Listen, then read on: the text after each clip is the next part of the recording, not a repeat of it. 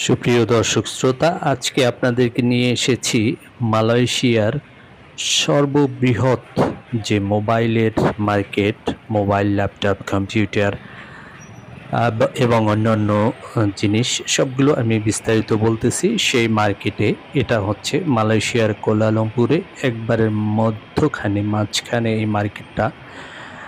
আপনারা যেখানে গেলে কিভাবে কম পয়সায় বা কম দামে কিনতে পারবেন এবং কিভাবে অরিজিনাল না ডুপ্লিকেট কিংবা পুরানো সেগুলো বুঝতে পারবেন, কোন কৌশলে কিনলে আপনি লাভবান হতে পারবেন এবং কোনখানে আপনি পাইকারি রেটে কিনতে পারবেন এবং কোথায় গেলে আপনি ধরা খাবেন, কিভাবে ধরা খাবেন, এসব বিষয় নিয়ে বিস্তারিতভাবে আজকে আমি এই ভিডিওটা তৈরি করেছি। আপনারা দয়া করে পুরো ভিডিওটা দেখুন, সম্পূর্ণটা দেখুন।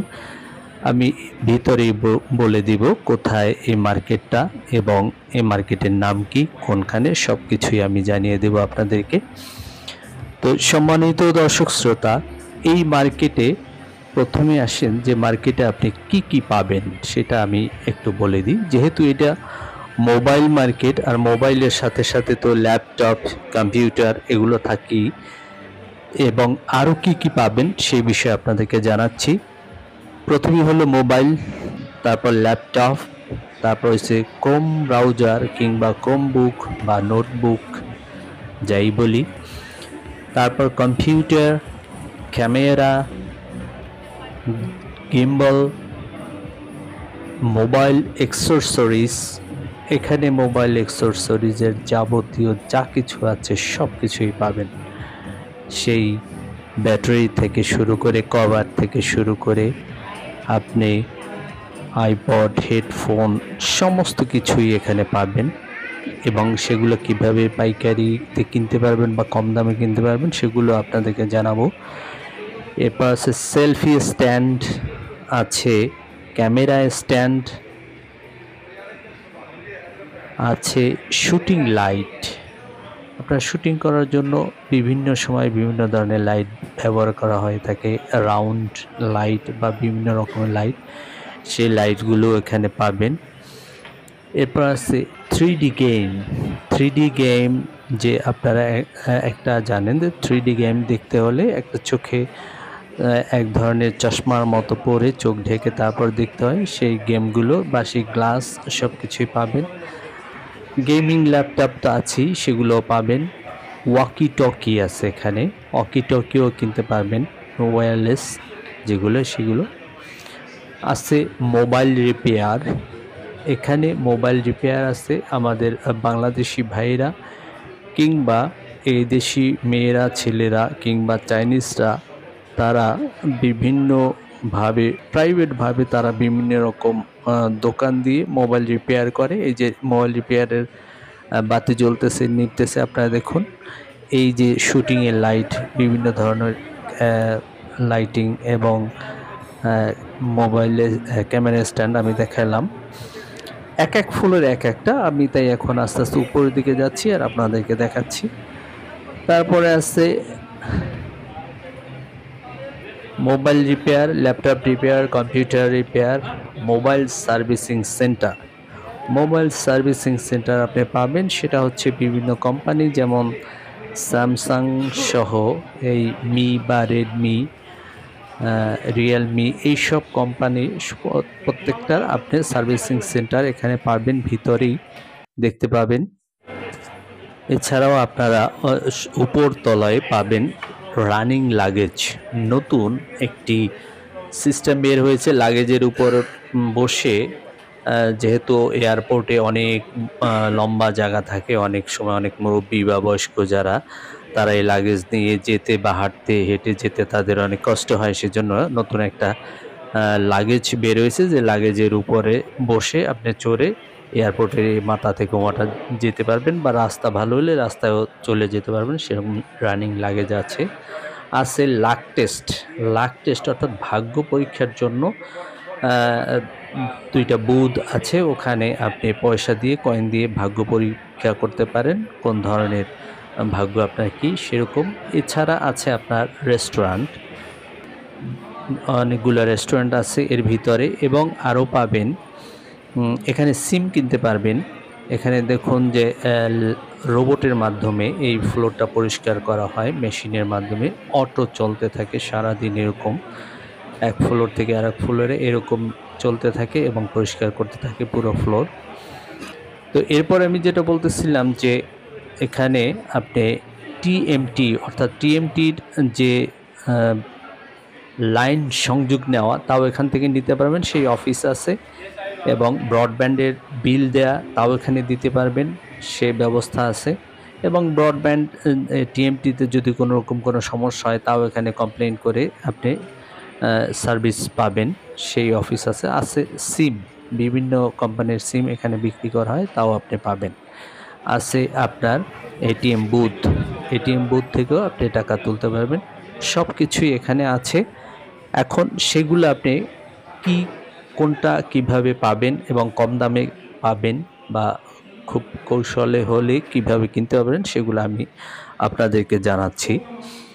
এখানে রিটেইল দোকানও আছে, পাইকারি দোকানও আছে। পাইকারি আপনার মোবাইল দোকানও আছে, এবং অন্যান্য মোবাইল অ্যাক্সেসরিজ সব কিছুই পাইকারিও কিনতে পাওয়া যায়, কিন্তু সাধারণত মানুষ এগুলো জানে না কোনখানে। তাই মানুষ যখন যায়, বিশেষ করে আমাদের দেশি ভাইরা যখন ওখানে কিনতে যায়, গিয়ে তো দেখে ডানে বামে সামনে পিছে সবই আমাদের দেশি ভাইরা আছে। তারা বিভিন্ন দোকানে বা তারা কিছু একটা চেয়ার টেবিল নিয়ে বসে আছে, দুই একটা মোবাইলের পুরানো মোবাইল নিয়ে বসে আছে। যে আমরা দেশি ভাইরা যখনই যাই তাদেরকে তো অবশ্যই বিশ্বাস করি, আমাদের দেশি ভাইদেরকে, ভাই আমি একটা মোবাইল কিনবো, কয় টাকার মধ্যে কিনবেন? এত টাকার মধ্যে কিনবো। আচ্ছা ঠিক আছে, আমি নিয়ে আসতেছি, আমাদের স্টোরে আছে, বলে চলে যায়। আসলে স্টোর না, যায় আর এক দোকানে, দোকান থেকে নিয়ে আসতে যায়।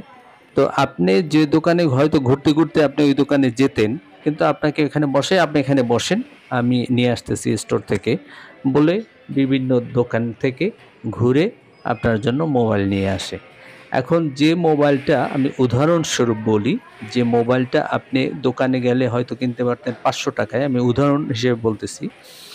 যখনই আমার এই দেশি ভাইরা ওই মোবাইলটা ওই দোকান থেকে নিয়ে আসে, এসে হয়তো এটা চাবে আপনার কাছে 800 টাকা।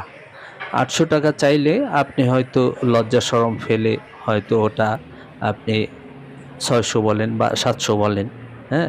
লজ্জা শরম ফেলে এটা বলবেন। তখন আপনি এটা বলবেন, তখন সে বলবে আপনি দেশি হিসেবে আপনাকে অনেক কমে দিলাম, না অন্য কেউ হলে দিতাম না। যাক ঠিক আছে, আপনি 600 বলছেন, ঠিক আছে আর 50 টাকা বাড়ান। আমি 50 টাকা বাড়ান, আমি 50 টাকা কমাই 650 টাকায় আপনাকে এইটা দিয়ে দিই। আপনিও মহা খুশি যে আমার দেশি ভাইরা কত টাকা কম নিল আমার কাছ থেকে। হ্যাঁ, আপনি খুব খুশিতে এটা কিনে নিয়ে আসলেন। কিন্তু এই মোবাইলটাই আপনি যদি ঘুরতে ঘুরতে ওই দোকানে যাইতেন, তাহলে আপনি হয়তো 500 টাকায় কিনতে পারতেন। তো এরকমভাবে এখানে অনেক খেলা হয়, যে খেলাগুলো সাধারণত আমাদের দেশি ভাইরা আমাদের সাথেই করে থাকে। যার কারণে দেশি ভাইরা অনেক সময়, আমি আমার নিজের একটা অভিজ্ঞতার কথা বলি। আমার হঠাৎ অ্যান্ড্রয়েড সেটটা নষ্ট হয়ে যাওয়ার কারণে আমি ইমার্জেন্সিভাবে আমার একটা বাটন সেট কিনতে হবে, ছোট্ট একটা বাটন সেট কিনতে গেছিলাম, যে আপাতত বাটন সেট দিয়ে চালাই, পরবর্তীতে আমি আবার অ্যান্ড্রয়েড কিনে নিব। আমি যখন দেশি ভাইদের কাছে গেলাম, ছোট্ট একটা নোকিয়া সেট, সেটাকে এক দোকান চাইলো যে 150 টাকা, 150 রিঙ্গিত আর কি, টাকা না, 150 রিঙ্গিত। তো এইটা সে চাইলেন, তো আমি চিন্তা করলাম উনি চাইলে তার দুই একটা দোকান দেখি, আরেক দোকানে গেলাম, তারা চাইলে 120 টাকা। তো যে 150 টাকা চাইলো সে আমাকে অনেকটা ধমকের সুরে বা তিরস্কারের সুরে, আপনি মোবাইল কিনবেন, 150 টাকা একটা মোবাইল পাইতেছেন, আর কি পাইতেছেন আপনি, এত সস্তা দিতেছি আপনি, এরকম বলতেছে। তো আমি চিন্তা করলাম ঠিক আছে, আমি আরো দুই এক দোকান দেখি। দুই এক দোকান দেখতে গিয়ে আর এক বাংলাদেশি দোকানে গেলাম, সেখানে তারা বলল যে 120 টাকা ফিক্সড, এর নিচে 1 পয়সাও কমানোর কোনো উপায় নাই, কোনোভাবেই কমানো যাবে না। তো তারপর আমার দেশি ভাইরা, তো আমি তো বুঝি আমাদের মানে সব কিছুই। তা আমি চিন্তা করলাম তাহলে একটু আমি চায়নাদের দোকানে গিয়ে দেখি, চাইনিজদের দোকানে। তো এক চাইনিজদের দোকানে গেলাম, সে বলল যে তুমি আমাকে 83 টাকা দিবা। তো আমি বললাম যে 83 টাকা কেন? কয় আমি আমার দোকানে নাই, আমি অন্য দোকান থেকে এনে দেব। আর আমার বাংলাদেশি ভাইরাও অন্য দোকান থেকেই এনে দিত, কারণ তাদের দোকানেও নাই। তো আমি বললাম ঠিক আছে তুমি নিয়ে আসো।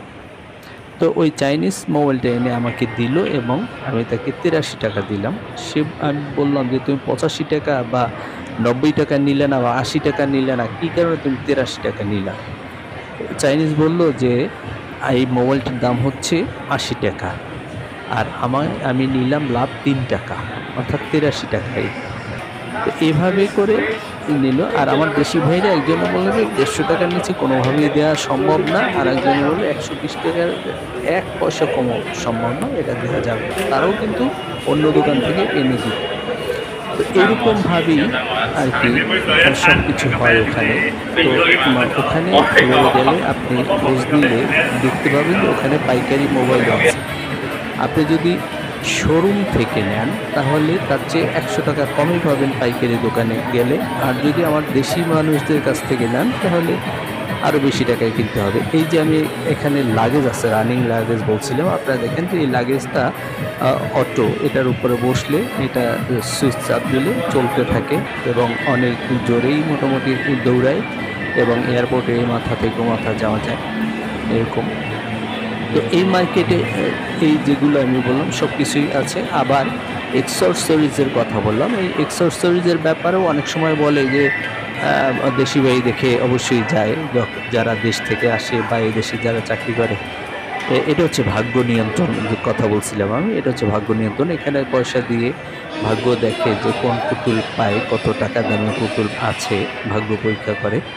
তো এরকম আমার দেশি ভাইরা যখন আসে বা আমাদের দেশি ভাইরা যখন এদেশেও বিভিন্ন জায়গায় চাকরি করে, মার্কেটে এসে যখন দেশি ভাইদের দেখে খুব খুশি হয় যে ভাই আমি আসছি, আমার একটা মোবাইলের ব্যাটারি কিনতে হবে, কিংবা একটা মোবাইলের কভার কিনতে হবে, কিংবা একটা মোবাইলের একটা কিছু কিনতে হবে, বলে আপনি বসেন আমি নিয়ে আসতেছি, হ্যাঁ আমি নিয়ে আসতেছি আপনি বসেন। তো নিয়ে আসলে হয় কি, সে ওই পাইকারি দোকানেই যায়, সেটার দাম যদি হয় ৫০ রিঙ্গিত বা আমরা বলি ৫০ টাকা, তাহলে ওইটা এনে বলে যে এটা ৮০ টাকায় আনছি, ভাই এটার দাম হচ্ছে ১০০ টাকা, আপনি দেশি মানুষ দেখে আপনাকে ২০ টাকা কম রাখলাম, আমি আপনাকে এটা ৮০ টাকায় দিলাম। কিন্তু এইটা যদি ঘুরে ঘুরে ওখানে যাওয়া যায়, চীনে যাওয়া যায়, তাহলে ওইটা হয়তো ৫০ টাকায় কিনতে পাওয়া যায়। এরকম করে তা আমার দেশি ভাইরা বলে যে আমরা তো কম নেই, চাইনিজরা তো কম নেয় না। আমার সাথে একজনে তর্ক করে, আমরা তো কম নেই, চাইনিজরা কম নেয় না। চাইনিজরা হলো যেটার দাম ২০ ১০০ টাকা চাবে, ও চেয়ে বসেই থাকবে। আর বাঙালি কি করবে, ৩০০ টাকা চাবে, তখন দরাদরি করতে করতে হয়তো ওইটা ২০০ তে আসবে বা পৌনে ২০০ তে আসবে, তখন বলবে যে দেখেন আমি কত টাকা কম নিছি। আর চাইনিজরা যেটা ১০০ টাকা চাবে, ওই ১০০ টাকায় চেয়ে বসে থাকবে, এর থেকে ১ পয়সাও সে কম নেবে না। তো এই মার্কেটটার নাম হচ্ছে লয়েড প্লাজা, প্লাজা লয়েড। এটা হচ্ছে বুকিত বিন্তাঙে, মালয়েশিয়ার